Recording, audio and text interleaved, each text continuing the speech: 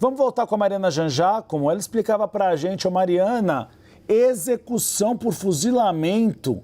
Conta para a gente por quê, se isso está previsto no sistema de execução penal dos Estados Unidos. Não acontecia nos últimos 15 anos, é isso?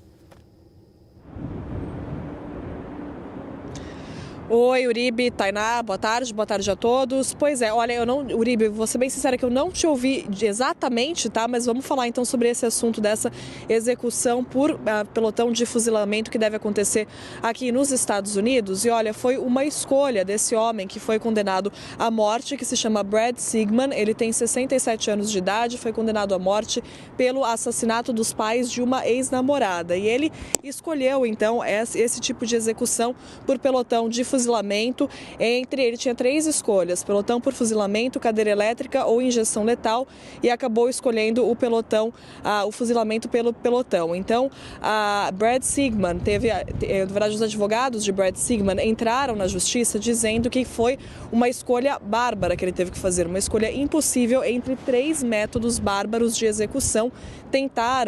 Estão tentando ainda, na verdade, existe uma batalha na justiça em que os advogados tentam transformar essa pena de morte, essa sentença de pena de morte, para uma prisão perpétua, alegando que ele, Brad Sigmund, sofre com doenças mentais herdadas. Então, tentam mudar o destino de Brad Sigmund, mas ele já teve a última refeição nesta quarta-feira e já se prepara então para esse momento, para ser executado por esse método, um método que só é permitido em 5 estados americanos. Então, é algo muito raro de acontecer, de fato.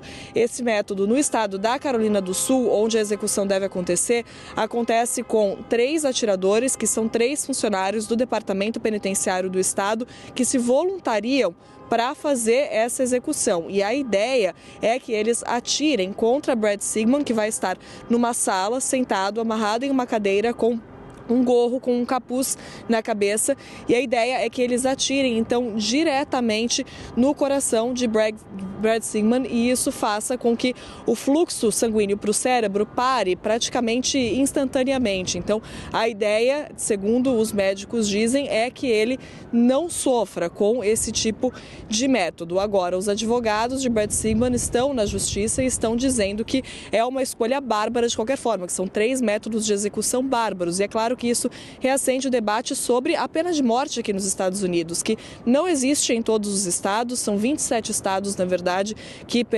têm a pena de morte, mas o presidente Donald Trump tem tentado impulsionar a pena de morte, fazer com que mais crimes estejam ali no escopo da pena de morte, possam ser punidos com execuções. E aí os métodos variam de estado para estado, com esse do pelotão de fuzilamento sendo permitido apenas em 5 estados americanos. Uribe e Tainá.